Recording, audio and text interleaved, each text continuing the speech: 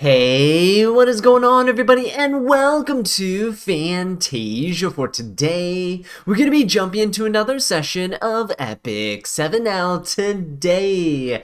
Got some more content update for you guys.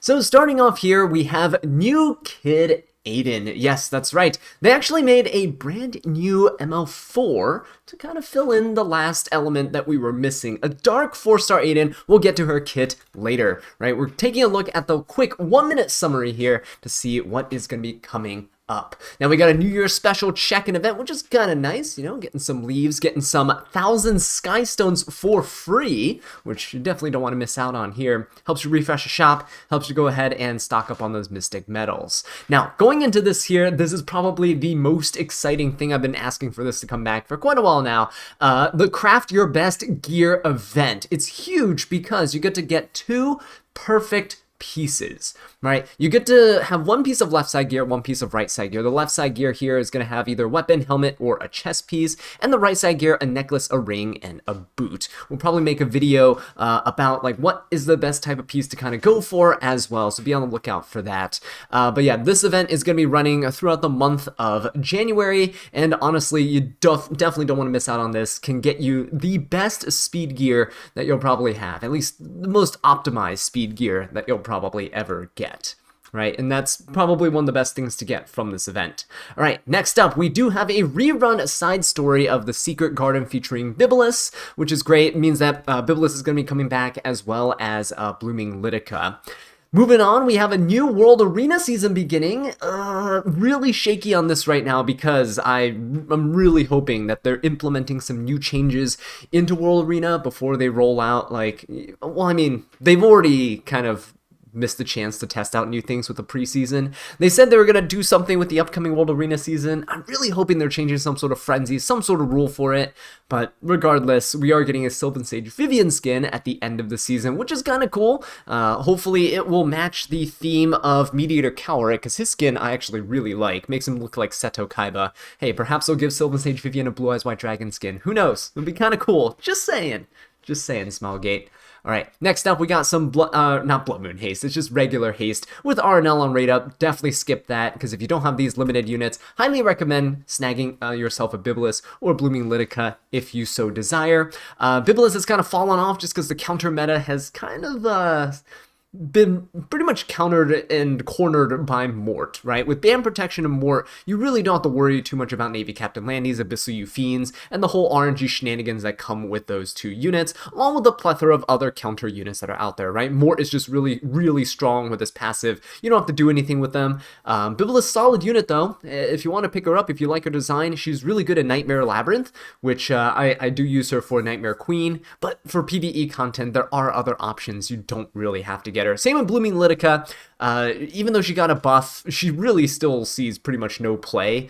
With things like Harsetti and stuff out there, it's really hard to pull off a Litica type of aggressive cleave and stuff nowadays. And even then, they're just better options. Go for ML Ludwig or Jacko. They're just so much better. Blooming Litica has never really shined ever since her original release a year ago. We also have a Mystic Rotation update here. So Archdemon, Shadow, we have Designer Lilibet, Silverblade Arminta, and Commander Pavel. These are all units that were in the previous balance patch, and they're really strong units, right? All of them are actually pretty decent, well, maybe except for Commander Pavel right now. Again, better options, ML Ludwig and such. Archdemon, Shadow, really, really oppressive right now. Designer Lilibet, fantastic counter into anything that has debuffs, and Silverblade Arminta is a really strong debuffer by herself, even incredibly strong into things like a Tywin. And of course, coming with this, you also have New Kid Aiden coming out with the rate up here. You can go ahead and try to snag her, right, as a 4-star unit. Personally, I never summon on Mystic Rotations for 4-star unit. This Aiden looks really fun, though, so we'll see. We'll have to see how things turn out. But yeah, let's go ahead and jump into the New Kid Aiden preview, and then we'll jump to the rest of the patch notes.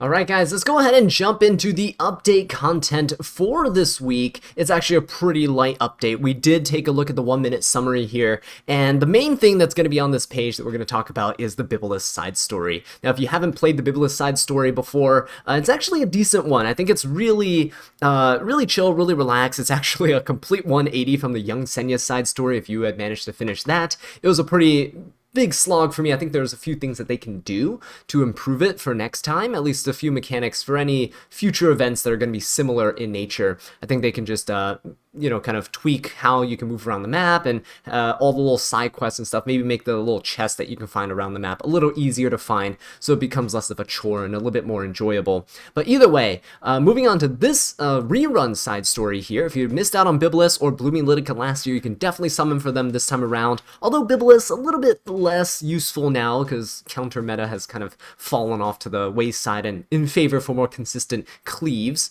and aggro plays.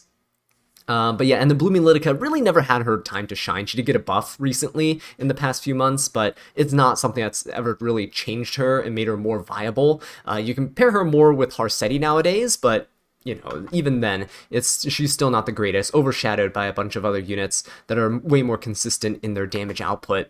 But one of the main things to talk about here is that you're going to be essentially AFKing in this mode, and you will be able to gather sunlight using plants. You can upgrade plants using the sunlight currencies, and each plant, when you upgrade them, they can store more of the sunlight, so you don't have to claim it every single day. It's kind of like your sanctuary, where you collect the Skystones from the little tower in the sanctuary. It's kind of like that. You come in, log in a couple times a day, you collect your sunshine, you upgrade your towers, your buildings, or in this case, your plants, and then your plants will continue AFK and generating stuff. It's kind of like one of those AFK clicker simulator things. It's really relaxing, it's really fun, and just start early. Start the event early. I know in the last week, they do allow you to kind of purchase your way up to get more like currency to catch up if you haven't been playing the whole time, but if you start from day one, you're going to be finishing the event by the end of it, as long as you're kind of logging in every day. One of the main things though is that the Twilight Garden stages are the main stages that you do have to fight in. There's 15 of them, and you will actually be able to get some really good rewards here. Namely, you get a couple Molagoras, you get some Covenant bookmarks, you get gold transmit stones, and the last stage here you do get a returning mana stone, which is really nice for helping you to reset some of your gear. There's also a level 88 piece of gear here, so that's also really nice. It has pretty good stat lines too, so definitely want to snag those, along with some of the other things here that can help decorate your profile, like the Blooming Litica and the Bibulus rewards there, right? So that's kind of cool. But other than that, really nothing's new with this rerun. It is just going to be coming out, and it's just going to be an event to kind of fill in the month of January to go along with RTA season starting up again as well. So yeah, that is mostly going to be it for this week's content update. But what we're going to do is take a look at the rest of the events that are going to be happening throughout the month of January. Alright, next up, we have a free Unequip event that's going to be happening here, and this free Unequip event is going to be kind of nice because it does actually run with 2 rounds, okay? So the first round is going to start right after the, next week after the maintenance, and it's going to run through the weekend there, and then a couple weeks after that, they're going to do another one to round out the January there. So you can unequip equipment and artifacts at no cost. Pretty cool, but at this point, again, they should stop making this an event and just implement free Unequip as a baseline thing that we have in the game. Next up, we have a Happy New Year weekend buff event, so it's nice that they're doing more of these consistent buffs. Do keep in mind, though, that the Rift is going to be gone, so there's not really going to be anything that we can farm from there. You can still farm hunts, though, I believe, unless they release some sort of Rift in the next week or so, but I don't know. They haven't really given us any preview or anything like that, even though they mentioned Rift equipment drop rate increases here. I don't really think that there's going to be one in time for this buff event. Either way, though, it's a good way to kind of stock up on some AP, EXP, not really many people are doing Spirit Altars anymore, but if you need them, definitely do it now. It's the best time to do it. Otherwise, it's really inefficient for your stamina. Next up, we have the New Year's Special check-in event. This is also going to be quite nice because we do get a lot of leaves, and we did talk about this in the 1-minute preview, but if you log in for 7 days, 1,000 free Skystones. That is absolutely amazing. You do have to spend energy, though. You see here, spend energy to receive rewards, so just throw some things on auto battle, or just do your quick battles, right, for your hunts or something like that. Do 10 quick battle hunts, and boom, you're done. And then you can claim your rewards, log out if you need to, right? All that good stuff. But yeah, that's going to be happening for 14 days. It's a 14-day check-in event period. So as long as you are logged in for 7 of those 14 days here, you'll be able to get all of these rewards, which is kind of nice. Alright, so next up here we have the Year of the Snake celebration event for the New Year special, and this is going to be replacing the special events tab, one that we currently have going on, and it's going to be pretty decent, I think, because there's actually a little loot box event down there that you can do when you spend enough energy. Now in here it says that players can obtain up to 20 points a day, which I do think is a little bit of a mistake, because if we come down here, it looks like you can acquire up to 40 points a day, and once you reach the 10, 20, 30, and 40 point milestones, you will be able to get additional rewards such as energy, some quick play matches, some gold, some catalyst selections, and some gold transmit stones. So pretty decent, right, for logging in and doing your missions every single day. I don't know if this is I think this is a multiple day thing, but I don't see for how long. I don't believe they said. Oh no, there it is. It is from after maintenance until the end of January, essentially. But yeah, you can play every single day and receive these rewards. So it's actually pretty nice, especially if they do the gold transmits every single day. That would be actually kind of insane. You'd stock up on quite a bit of gold transmit stones this way. But yeah, moving on. There's a jackpot event as well. So when you spend 400 energy every day, you actually get to go ahead and do these extra draws, right? So the extra draws, you can, I think, save up because you can draw them up to 10 times, it seems, over here. But what happens is every time you draw, there's a chance to get these items. So you have your lesser equipment, accessory, and artifact charms at, pretty decent rates here to kind of fill up the probability, along with greater spirit blooms, which you're not really hoping to get. Second most common thing, by the way. I don't know why they put it down here. But yeah, greater spirit blooms, not great to get. Otherwise, the rare and epic Kala selection chests are not terrible, especially because the rare ones come in with batches of 2. Gold transmit stones at 5%, Molagoras at 4%. Those are some pretty decent probabilities there for us. And the other thing is that they have a total giveaway event. They kind of crop this off so you can't see all of the rewards that you can get, but every 2,000 points, it seems, 2, 4, 6, 8, right? And there's probably going to be a 10,000 reward milestone. You will get to, depending on the energy you spend, you get to have like free unequips, bookmarks, and all this other stuff. Do be careful about redeeming the free unequip thing. You might want to redeem it during a week where we don't have the free unequip event going on. That way you can, I think it uses it automatically when you redeem it. So do be careful about that. I know the current ones do that right now, so it's a little bit annoying, but yeah, try not to redeem it during a free unequip event, so you don't waste it, essentially. So yeah, moving on, we got the next event here, which is, well, not really an event, but they're treating it like one. We got a New Year pack sale. Now, the New Year packs over here are pretty interesting to see. We got the New Year value pack, probably going to be, just a couple bucks here, but they actually decide to randomize the amount of Skystones you get. You're guaranteed 100 Skystones and 5 leaves, right? So for whatever price point this is, probably like $3, I'd imagine $3 if you're talking about US currency, then the random amount of Skystones are just like kind of an extra little thing on top. Obviously, though, people might get salty over this, but you're guaranteed to get at minimum like 200 extra Skystones from this. It's not bad. I believe for the value of the pack, it's actually still worth it in the long run. Like if you're comparing it to past packs of just like 5 leaves, right? Or like just Skystones alone, it's okay, but we'll have to see the price point. I believe it's going to be like $3. If it's like 5 or more, it's probably definitely not worth it. But yeah, you can gamble on Skystones if you want some extra Skystones, maybe to refresh your secret shop with. New Year Hero Summon Pack. So this is interesting because after summoning 3 random heroes, you get to choose and obtain one.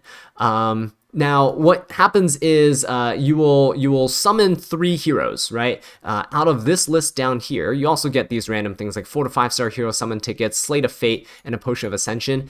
I don't know how much this is going to be. I'm assuming it's going to be like a $100 pack. Even at $50 for this pack, I don't know if it's really worth it.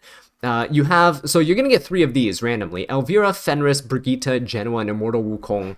Out of these 3, honestly, out of these 5, only 3 of them are decent or usable in PvP. So Elvira, great for shutting down Fighting Spirit, good counter to Designer Lilibet.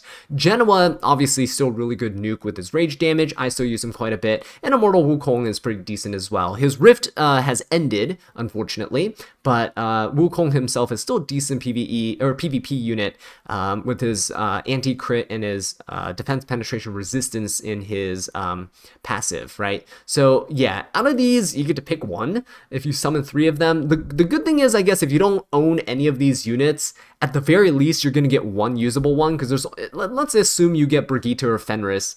You'll be guaranteed to get at least one of the other 3. So you'll get something if you don't have any of these units. Otherwise, I don't know if it's even worth getting this pack, honestly.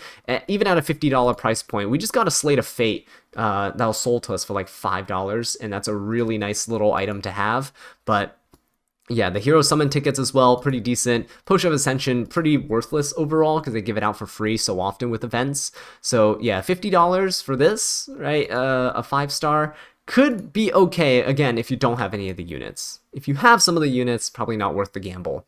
The New Year plus 15 equipment pack over here is going to be speed and health set. So they're kind of recycling some of the gears that we've seen before that are being sold. So this one I think is just less valuable than the speed and hit set ones where you get 17 speed. This is obviously going to be built for more tanky play styles, right? You got the defense in here, you got HP rolls, effect res rolls and stuff, not just pure speed rolls. It's okay, but personally, as someone who's just always chasing speed, and you can never get enough speed. The 17 speed pack from the Young Senya thing was a little bit better. Or not the Young Senya. Young Senya had a different pack. Whatever pack that's going on, that's probably ended by the time this video goes up.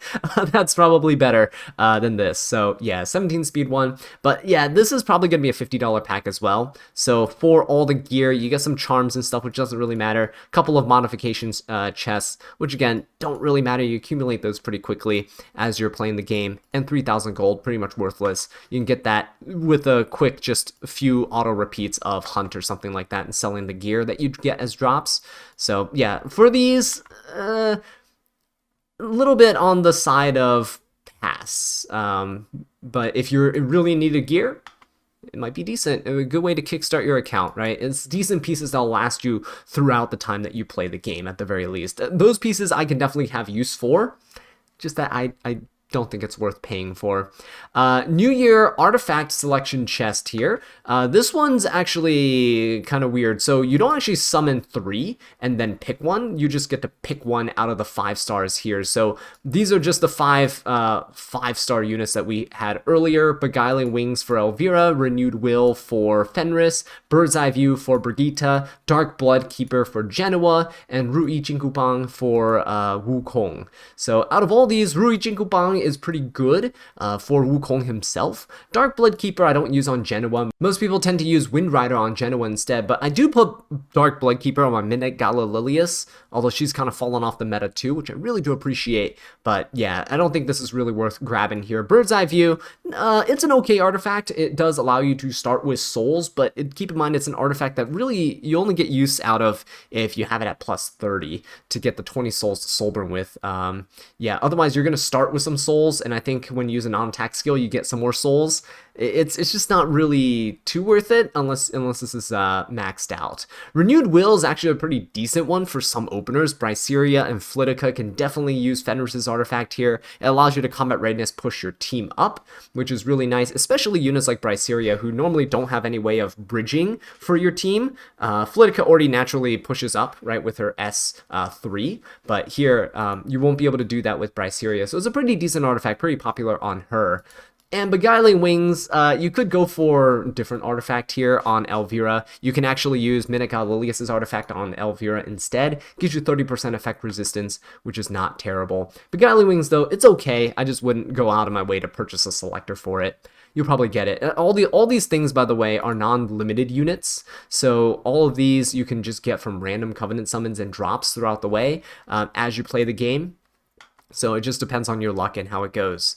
The next up, we have the New Year Moonlight Hero Pack. Now, this is quite an interesting one because you got 5-star Moonlight summon ticket, but what happens is you get one selected randomly for you, right? Out of all these, they're mostly really good 5 stars. Now, I'm assuming this is going to be a $100 pack, and you're getting some Mystic Metals, an Awakening Elixirs, 10 Molagors, and 20 Leaves as well, so it's pretty good, but yeah, for the overall value of this to be worth it, you have to pretty much be missing most of these units, and you're gonna really pray that you don't get like 16%ed and get a Dragon King Sharoon, because out of all these units, she's probably the weakest one. You know, there's Dragon Bride Senya, there's Seafan and Politis, Dragon King Sharoon, Harsetti, Empyrean Ilanov, and New Moon Luna. So if you don't have most of these units, it's maybe worth the gamble at trying to get one. $100 for a ML5, especially these powerful ML5s like Dragon Bride, Senya, Harsetti, ML Politis, Empyrean Ilanov, and New Moon Luna.